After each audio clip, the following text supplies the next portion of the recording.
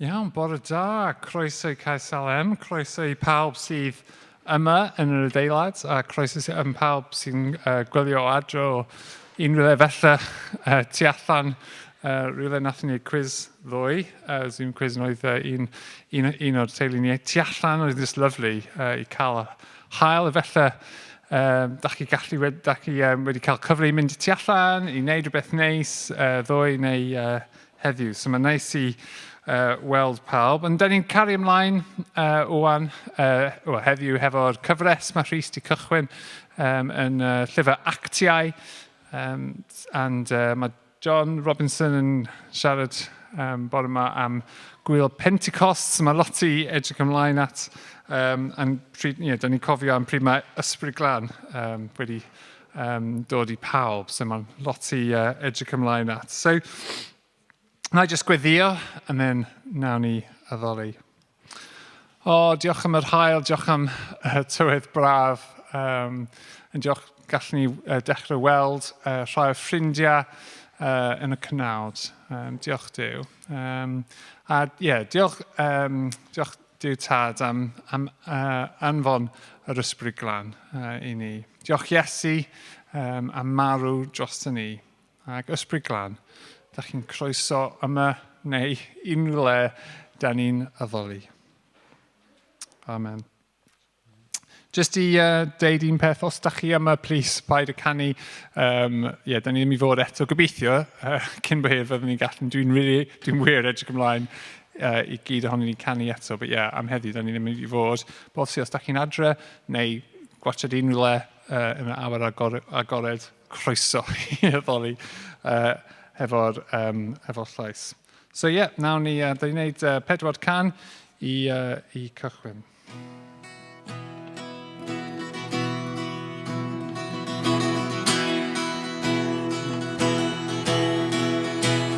Gad i'n fawr dy chroesawu, gad i'n cadw i'r gwyn, dyma ni ti. Dyma ni ti. Gweithio'r nefn o'n marglwydd, llenwa ni a thywyd. Dyma ni ti. Dyma ni ti. Glân sy'n agored, sy'n llawn sychenam, dyna ti yna. Dim ond ti sy'n sanctaidd, ti di'r un sy'n deilwng Dduw, anfon dan I law. Gad i'n blwydd fod yn anthem, glori ti drwy byd I dyma ni.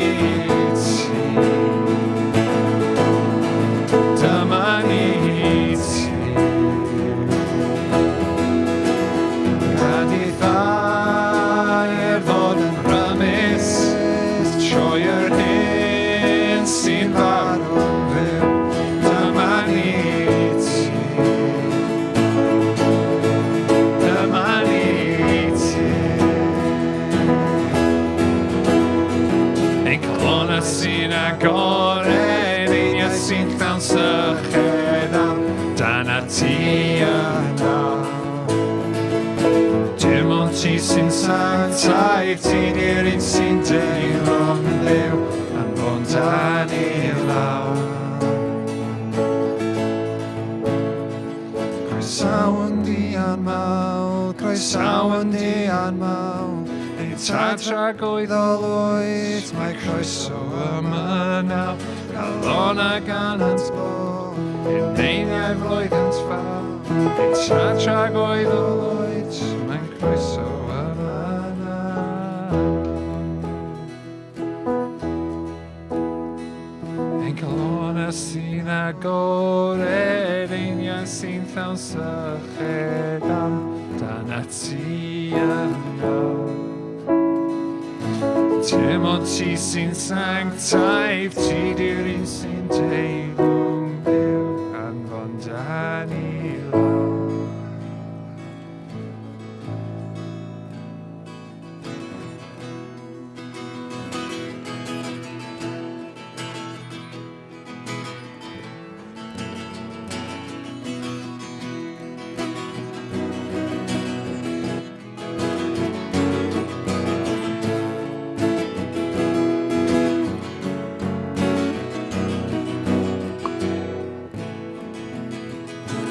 Oh, my hero, Iesu Christ baptist, worth our hoyn ei dar Messiah, Sanctae, Sanctae. Diolch o dy nefo,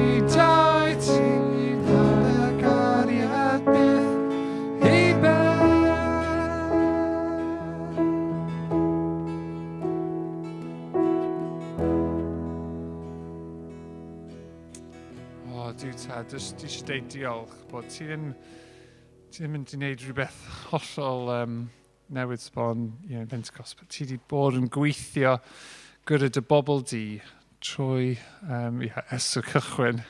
Ti wedi llenwi'r teml hefo dy ysbryd, hefo dy presenoldeb ti.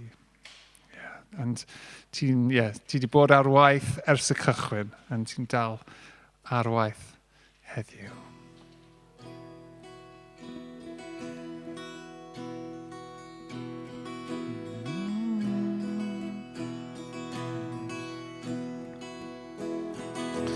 Bwyd fy nghalon i ti'n temol, bwyd fy ysbryd i ti'n nid, ac o fawn ydrych fan yma, aros ysyn, aros byth gan mae'n gwedd wastad o.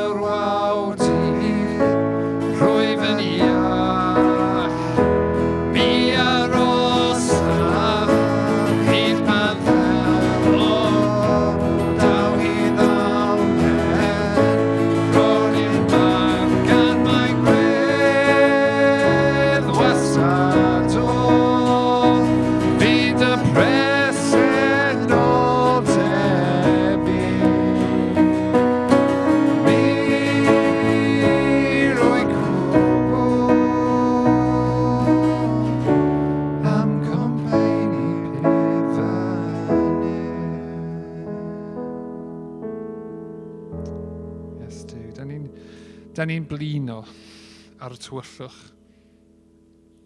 Deiad. Golar dydd. Amen.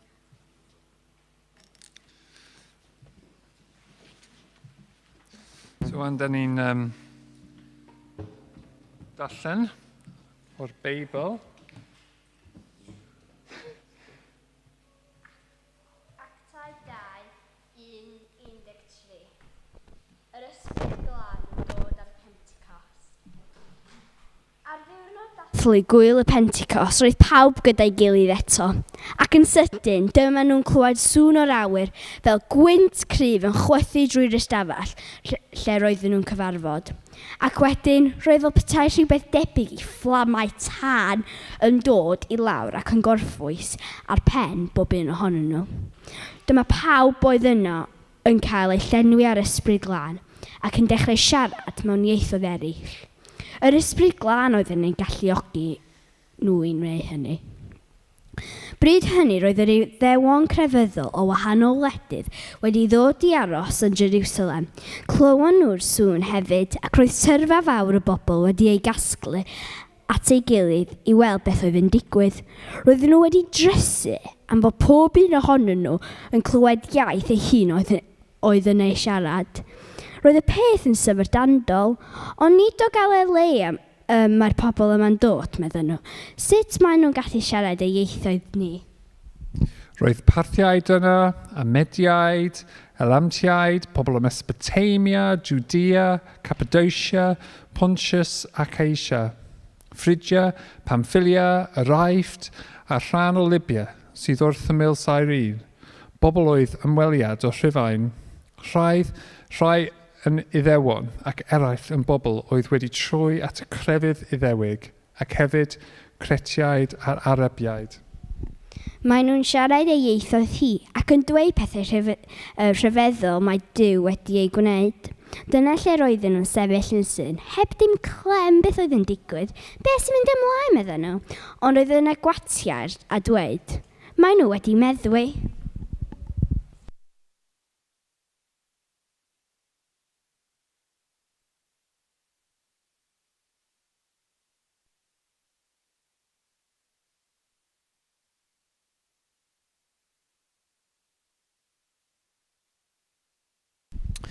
Wel, diolch fawr iawn i Martin a'r band, a diolch i Lydia am wneud y darlleniad hefyd bore yma. Da ni'n disgwyl mlaen yn fawr i glywed John yn siarad efo ni mewn ychydig funudau. Gobeithio bod chi'n mwynhau tywydd braf yma ar hyn o bryd. Mae o'n hyfryd yn dydi, mae Caernarfon ar ei orau ar hyn o bryd yn y tywydd yma. So, just chydig o gyhoeddiadau cyn bod ni'n mynd mlaen. I ddechrau, da ni'n croesawu pawb sy'n ymuno o adre. Be am i ni...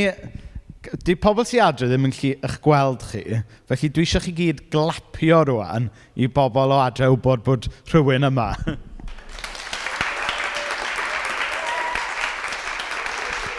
Dyna ni, gret. So gobeithio bod hwnna'n rhyw bondio chi sydd yma a chi sy'n gwylio o adre i'n gilydd bore yma. Jyst chydig o gyhoeddiadau cyn bod ni'n mynd mlaen te. Sul nesa, i ni'n mynd i ddathlu swper yr arglwydd gyda'n gilydd.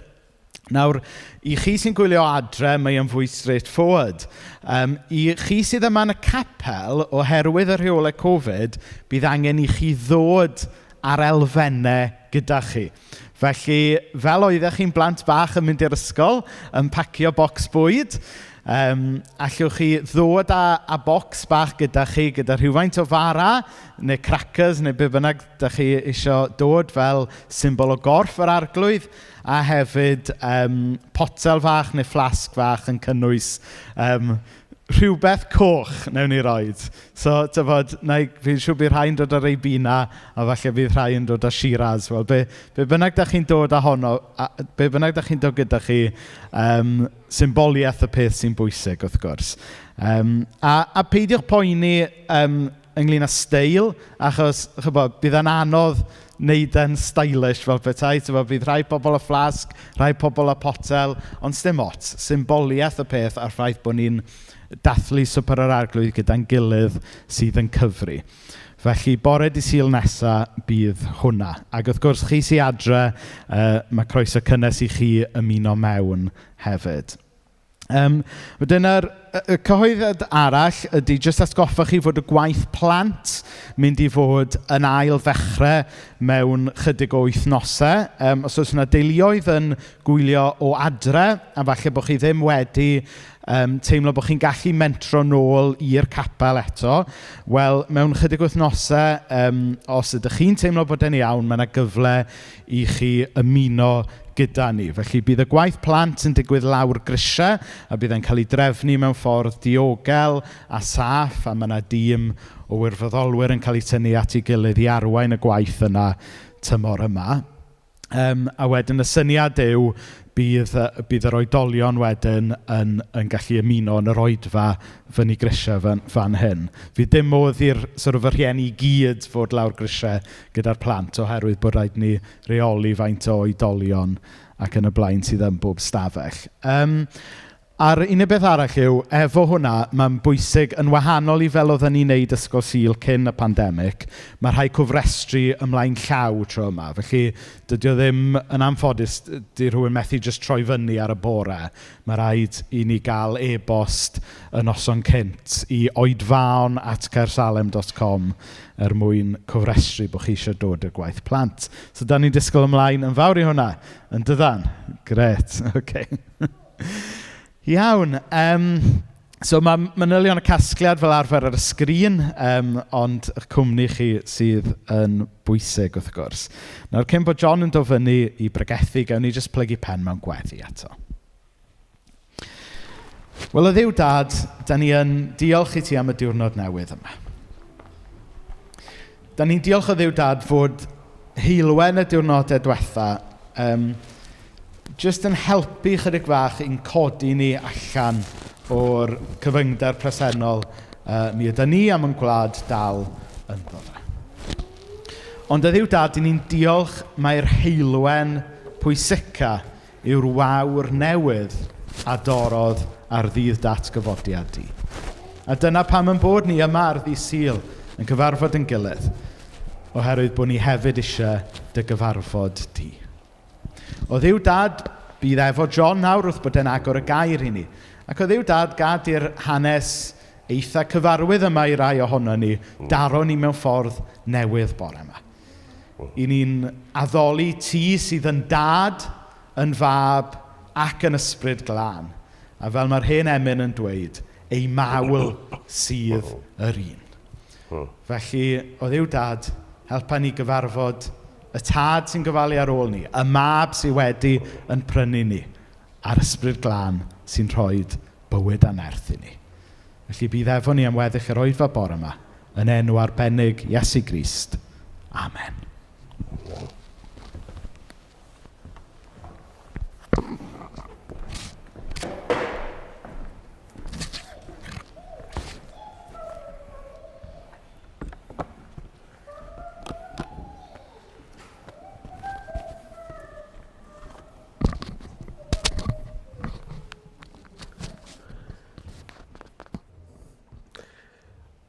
Wel, bore da. Gobeithio bod chi gyd yn dda iawn heddiw. Rhaid i mi ddeud fy mod i wedi bod yn edrych ymlaen at y cyfle i bregethu am y testyn yma heddiw. Dwi'n gyfarwydd iawn efo'r testyn a dwi'n meddwl bod y mwyafrif ohonyn ni yn gyfarwydd iawn efo'r testyn yma, sef Actau 2, adnodau 1 i 13. Ac os da chi'n dilyn yn y Beibl, mae angen bus yno, jyst i cadw'r lle yn y Beibl, neu ar y ffôn, neu rhywbeth fel hyn. Ac mae'r testyn yma yn gyfarwydd iawn i mi, achos mod i'n dysgu yn aml iawn am y testyn yma, ac i ganolbwyntio ar egwyddorion cenhadol ac ieithyddol sy'n dod allan o'r testyn yma ac yn arbennig mewn cysylltiad efo'n gwaith cenhadol ni.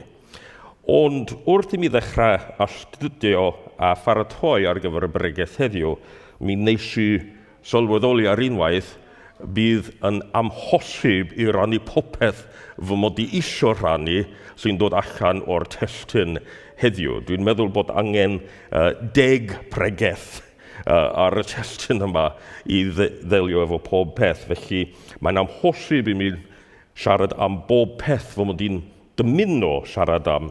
Felly, da ni'n edrych ar rai pethau pwysig heddiw. Ac ar gyfer y bregeth heddiw, mae gennym ni 2 ran i'r bregeth. Yn gyntaf, y byddwn ni'n edrych ar y testyn ei hun, ac wedyn y byddwn ni'n edrych ar ôl neu waith yr ysbryd glân, a sut mae'r waith ef yn amlwg yn ein bywydau ni. Felly, gawn ni ddechrau efo rhan gyntaf yn y testyn, sef perspektif esboniadol neu forensig, os liciwch chi, y testyn, Actau 2 ac adnodau 1 i 13. Ac wrth gwrs, mae'n amhosib i rannu pob peth sy'n dod allan o'r testyn, ond hoffwn i rannu rhai bethau sy'n bwysig, dwi'n meddwl.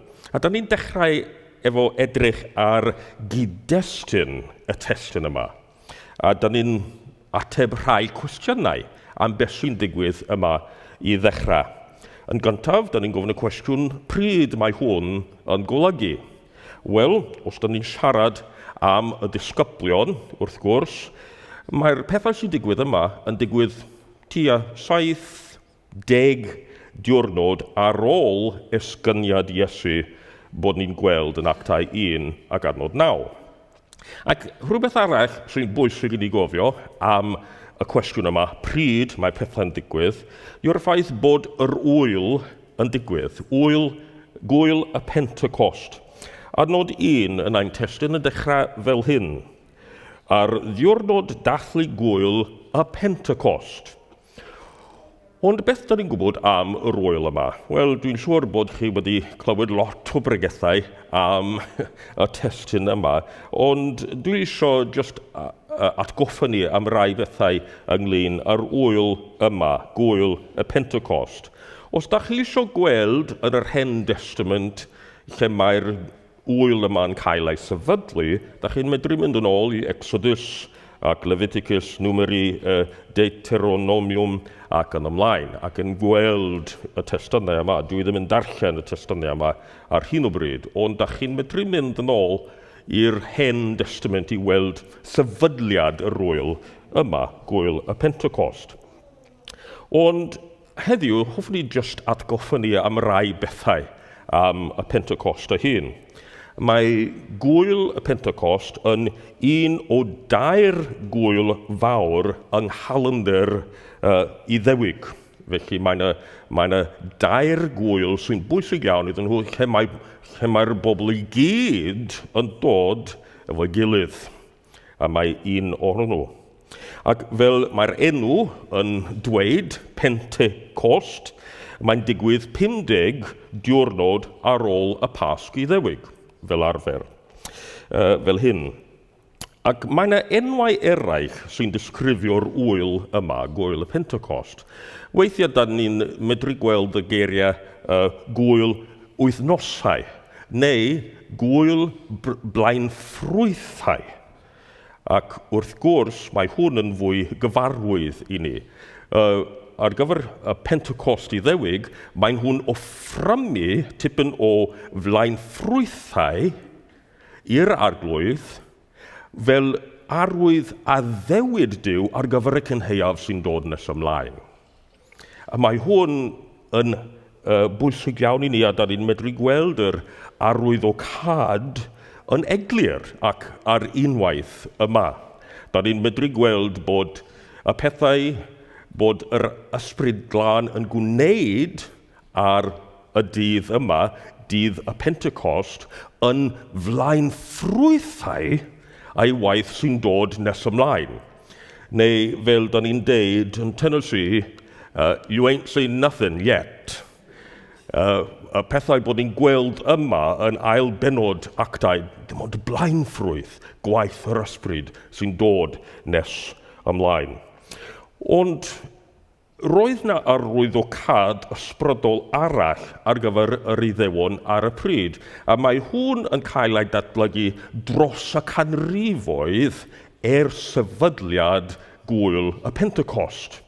Dros y canrifoedd, a da ni'n cyrraedd y cyfnod apostolaidd yma, ac yn hwyrach na hynny, mae'r Iddewon yn dechrau gweld y dydd yma fel dathliad penblwydd rhoi y gyfraith i'r bobl ar fynydd Sinai.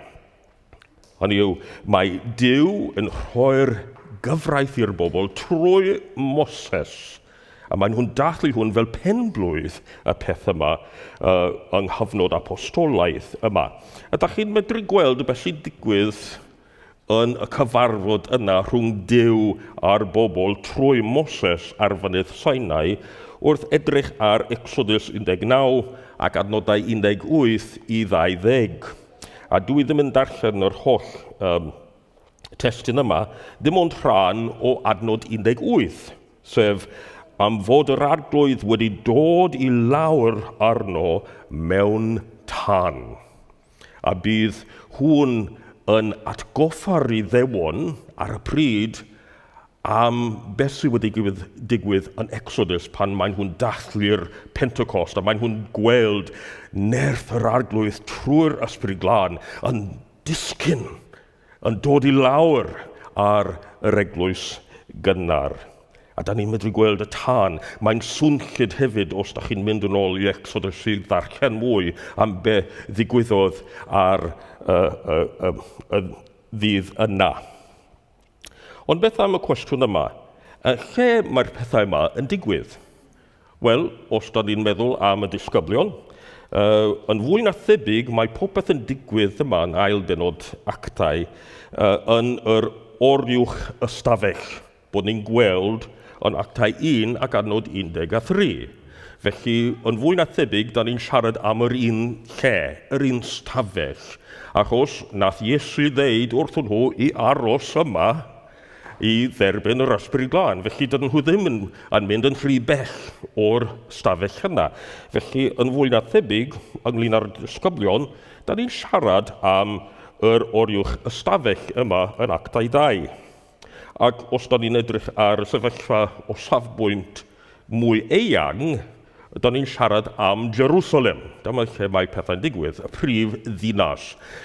Ddinas sy'n bwysig am lawer o resymau i'r bobl ar y pryd.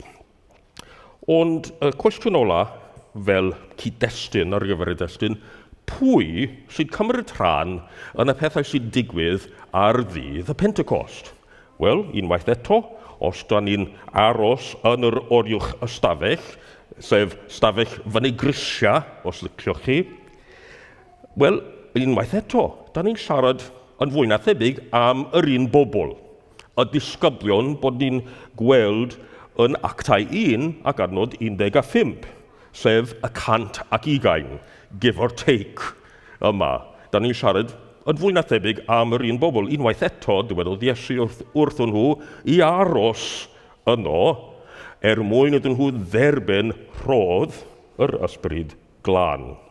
Felly, da ni'n gweld y pobl yna. Ond beth am y bobl yn Jerusalem ar ddydd y Pentecost yma, sy'n rhan o'r hanes, sy'n rhan o'r stori bod ni'n gweld yn ail benod llyfr Actau? Wel, yn ôl y testun, da ni'n gweld bod nhw'n Iddewon o wledydd gwahanol sy'n byw yno. Adnod 5 yn y testun. Bryd hynny, roedd Iddewon crefyddol o wahanol wledydd wedi dod i aros yn Jerusalem. Felly, bobl sy'n cynrychioli bob rhan o holl wasgariad yr Iddewon ar y pryd. Tu mewn i'r ymrodaeth Rhufeinig ac yn bellach na hynny hefyd. Felly, Iddewon. Mae llyfr Actau'n disgrifio nhw'n fel Iddewon sy'n ffyddlon, pobl crefyddol, pobl o ddyfru. Maen nhw'n credu, maen nhw'n dod i ddathlu'r wyl bwysig yma efo pawb arall. Ac unwaith eto yn adnod 5, da ni'n gweld y gair crefyddol. Bydd bryd hynny roedd Iddewon crefyddol o wahanol wledydd wedi dod i aros yn Jerusalem. Hefyd, roedd na Iddewon a phroselytiaid Iddewig sy'n ymwelwyr.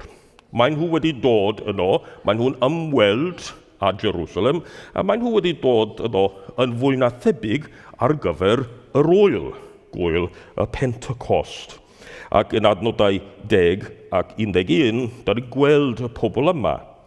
Pobl oedd ar ymweliad o Rufain, rhai yn Iddewon ac eraill yn bobl oedd wedi troi at y grefydd Iddewig. Felly, yn Jerusalem ar y pryd, mae'n awyrgylch aml ddiwylliannol, aml hiliol, aml ieithog, eitha cosmopolitan os liciwch chi. Dyma'r sefyllfa. Felly, gawn ni syrthio mewn efo'r testyn yma ar ôl i ni edrych ar y cyd-destyn ar gyfer beth mae'n digwydd yma yn ail bennod o Actau. Wrth gwrs, da ni'n gweld dyfodiad yr Ysbryd Glân, neu disgyniad yr Ysbryd Glân, os liciwch chi. Mae'r Ysbryd Glân yn dod. Mae'n rhai arwyddion a'i ddyfodiad, a'i bresenoldeb yma. Mae'n 4 arwydd sy'n dangos a'i ddyfodiad, a'i bresenoldeb. Yn gyntaf, da ni'n gweld sŵn. Wel, da ni ddim yn gweld sŵn, da ni'n clywed sŵn yma yn y testyn. Adnod 2. Ac yn sydyn, dyma nhw'n clywed sŵn o'r awyr fel gwynt cryf. A mae'r sŵn yma yn llenwi'r stafell lle mae'r disgyblion yn aros. A mae'n hawdd iawn i ni gymysgu pethau achos mod i'n siŵr bod ni wedi clywed bobl yn ail ddweud yr hanes yma yn dweud roedd na wynt cryf yn dod. Wel, na. Roedd y sŵn yn llenwi'r stafell a mae'r sŵn fel gwynt cryf, ond mae'r sŵn yn llenwi'r stafell.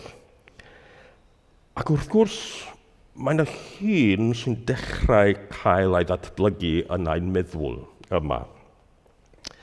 Y llun yma, mae'n nhw, y disgyblion, yn cael ei trochi ymresenoldeb yr Ysbryd Glân. Mae'r sŵn wedi llenwi'r lle.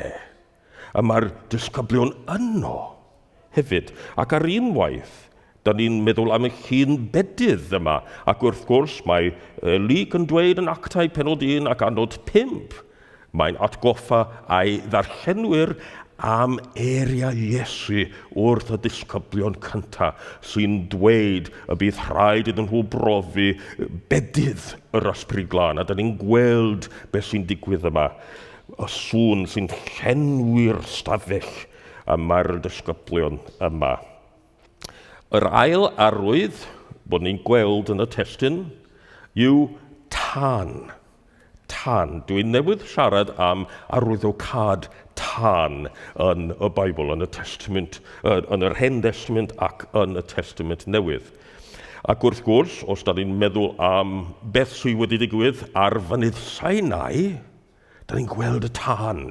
A mae tân yn yr Hen Testament yn cynrychioli ei bresenoldeb agos a gogoneddus ymhlith ei bobl.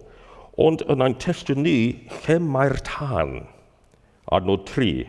Ac wedyn roedd fel petai rhywbeth tebyg i fflamau tân yn dod i lawr ac yn gorffwys ar ben pob un ohonyn nhw. Da ni'n gweld y tân, a dwi'n siŵr bod y bobl o draddodiad Iddewig yn meddwl am fynydd Sinai hefyd. Y tân sy'n dod lawr, neu'r tân sy'n dod uwch ben y tabernacl yn yr anialwch ac yn ymlaen. Y trydydd arwydd yma yn y testyn. Da ni'n gweld bod y disgyblion yn y stafell yma yn cael ei llenwi efo'r Ysbryd Glân. Mae adnod 4 yn dechrau fel hyn. Dyma pawb oedd yno yn cael ei llenwi ar Ysbryd Glân. Ar ddechrau, da ni'n gweld bod y stafell yn cael ei llenwi, ac rwan mae'r bobl yn cael ei llenwi efo presenoldeb Duw, efo'r Ysbryd Glân. A da ni'n cyrraedd y 4 arwydd yma, arwydd ola yn y testyn. Mae nhw'n siarad yn ieithoedd eraill a gwahanol. Mae adnod 4 yn mynd ymlaen wrth ddweud, ac yn dechrau siarad mewn ieithoedd eraill, yr ysbryd oedd yn ei galluogi nhw i wneud hynny. Iaith neu ieithoedd.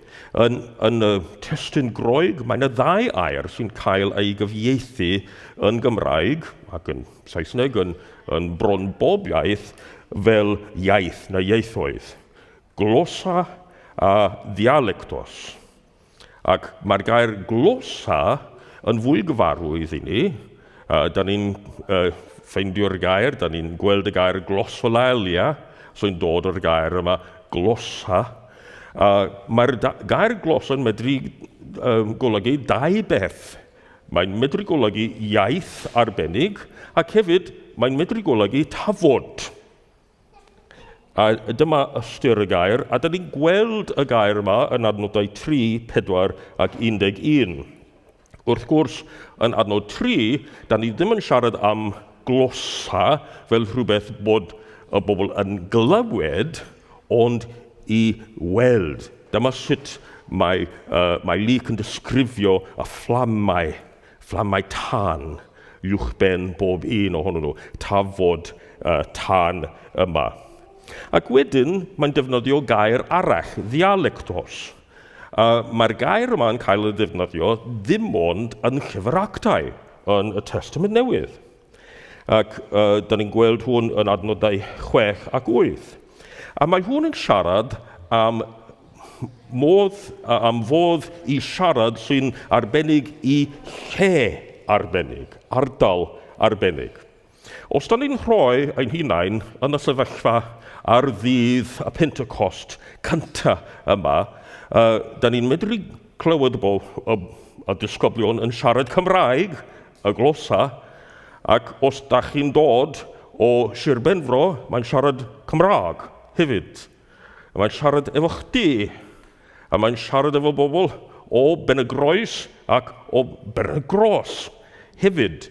Mae'n siarad yr iaith sy'n gyfarwydd i ni, sy'n dweud rhywbeth am ein cartreni, y dialectos fel hyn. Mae'n bersonol iawn ac yn benodol iawn.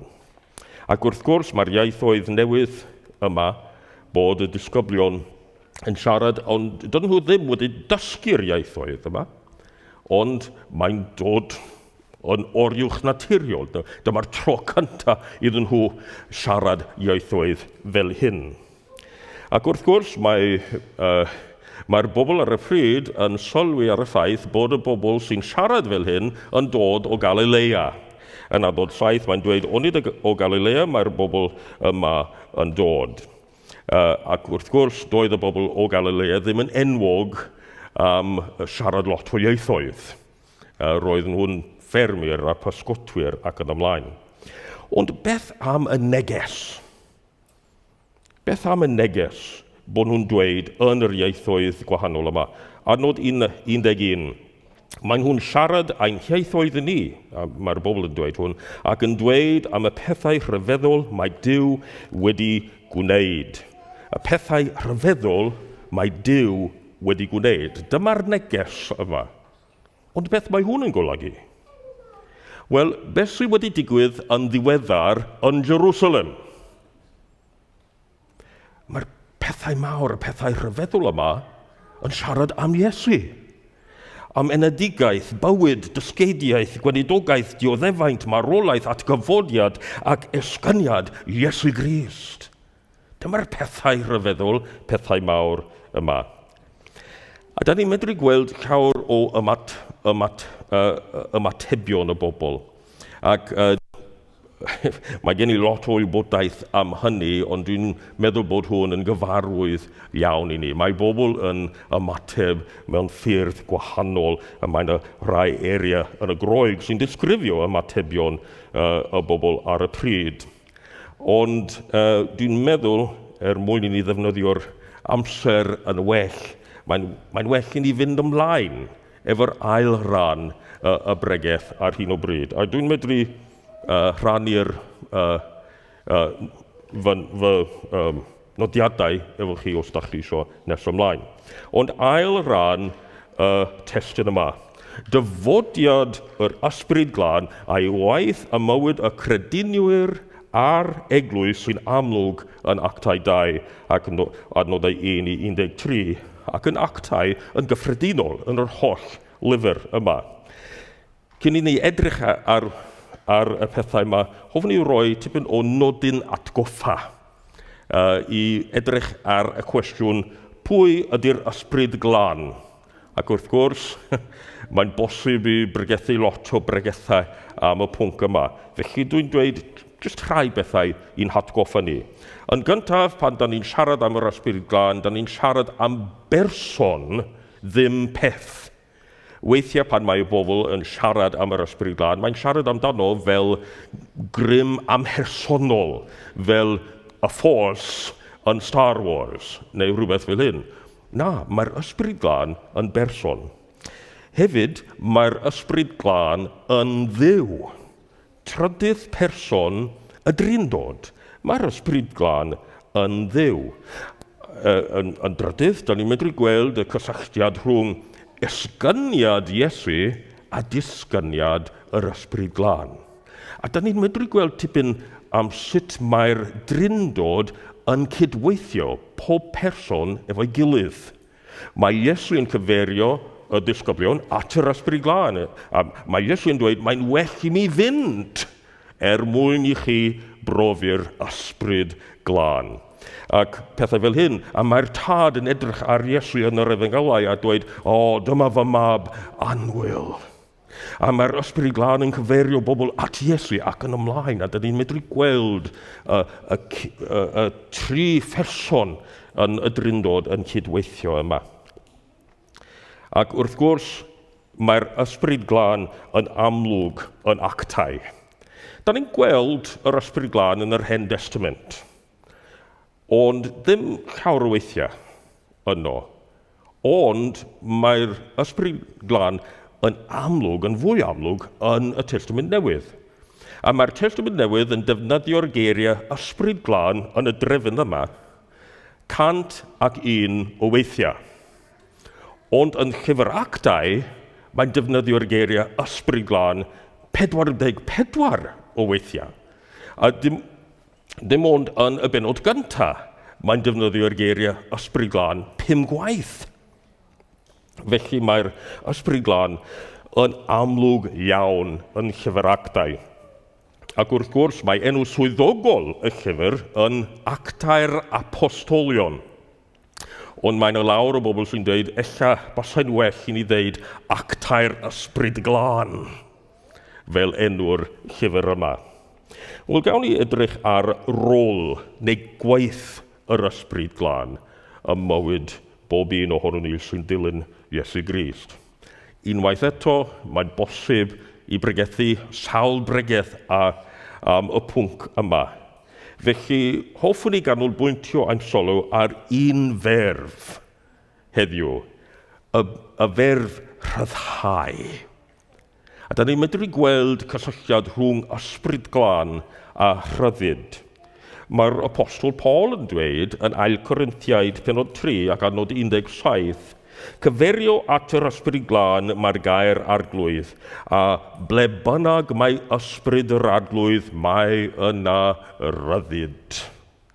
Felly, sut mae'r ysbryd glân yn ein rhyddhau ni?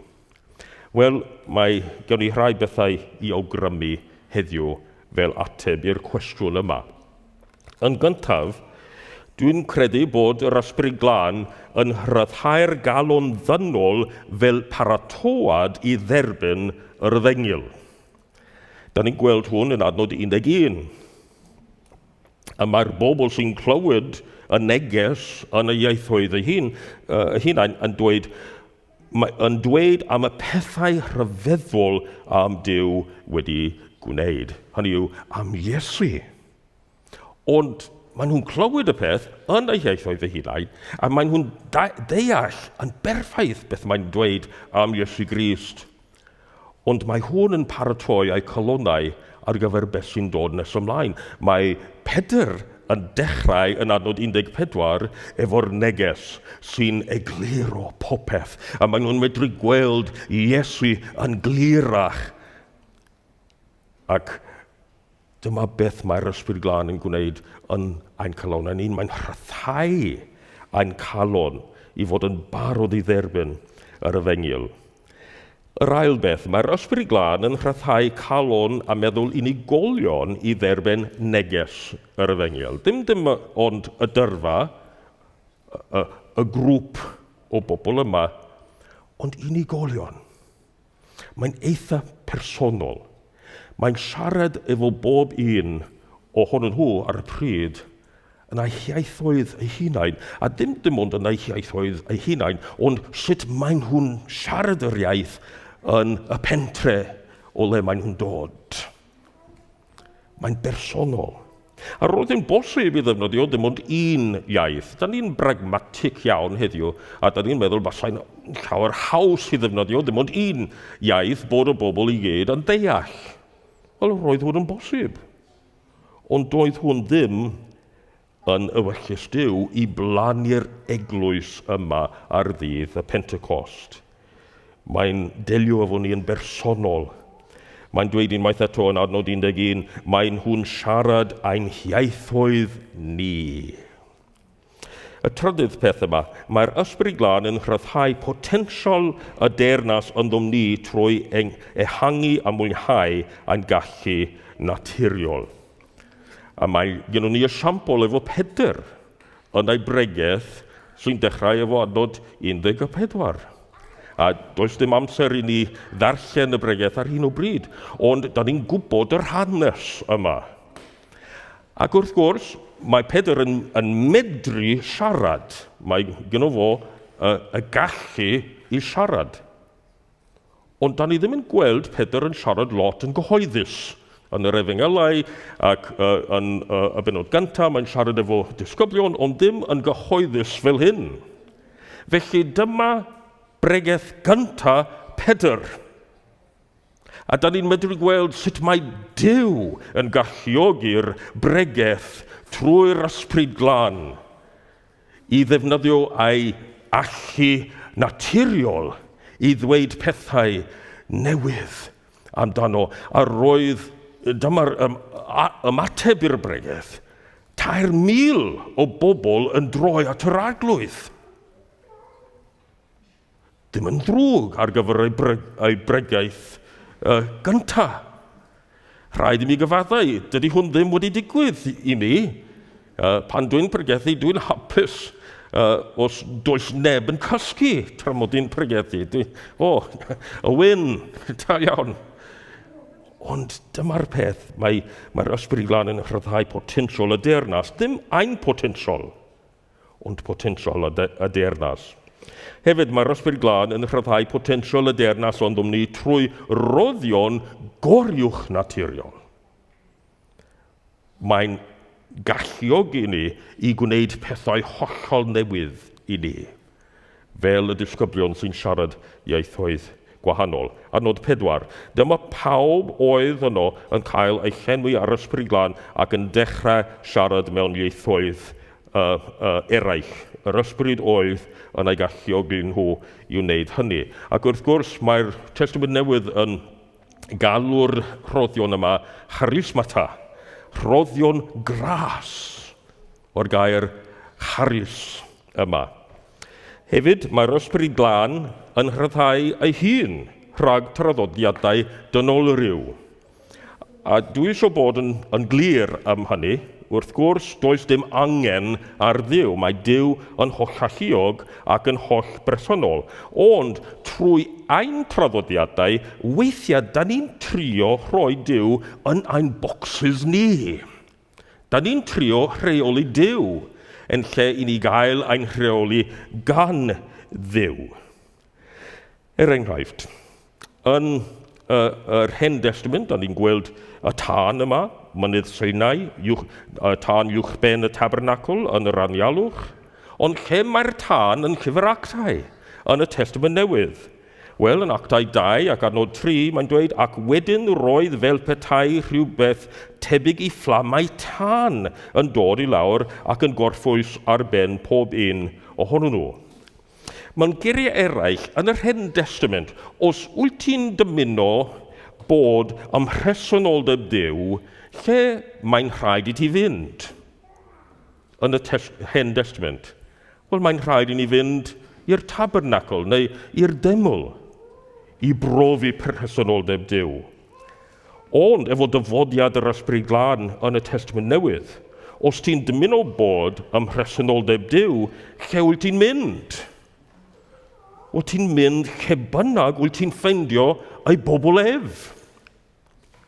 Mae'r Ysbryd Glân yn symud ni o lle sanctaidd i bobl sanctaidd. A mae ei bresenoldeb yn unrhyw le lle da ni'n ffeindio ei bobl ef. A da ni'n cyrraedd y peth ola yma. Dwi'n siŵr bod yna pethau eraill, ond dyma'r peth ola am sut mae'r ysbryd yn ein rhyddhau ni. Mae'r Ysbryd Glân yn rhyddhau ni i gymryd rhan yn ei gynllun ar gyfer y cenhedloedd, hynny yw yr holl fyd.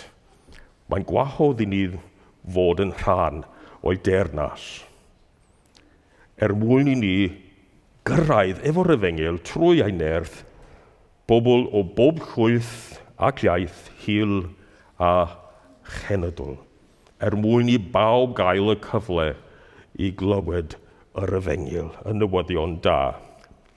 A dyma'r peth, dyma ewyllus Duw, dyma cynllun Duw i'n defnyddio ni fel ei bobl trwy nerth yr Ysbryd Glân i gyrraedd y byd. A rhywbeth arall sy'n bwysig iawn i ni gofio. Does na ddim plan B. Mae'r eglwys, mae dinasyddion y dernas yn y cynllun Duw i gyrraedd o'r holl fyd. Felly, gobeithio bydd hwn yn rhoi tipyn bach mwy o wybodaeth i ni am be ddigwyddodd ar ddydd y Pentecost, ac hefyd sut mae'r ysbryd yn ein rhyddhau ni i wasanaethu, i genhadu, i weinidogaethu ac i addoli fel mae Duw yn dymuno. Mwyn ei enw. Amen.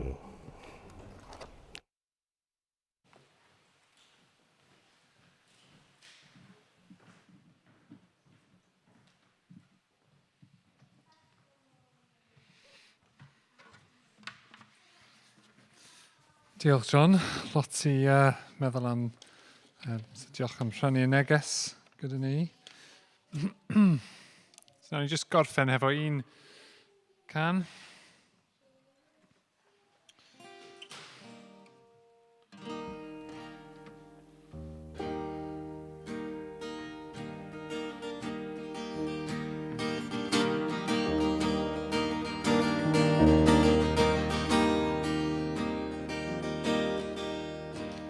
Mae croeso yma i ti ysbryd glân, gothi falle war awyr, os o'n Duw am drogoniad,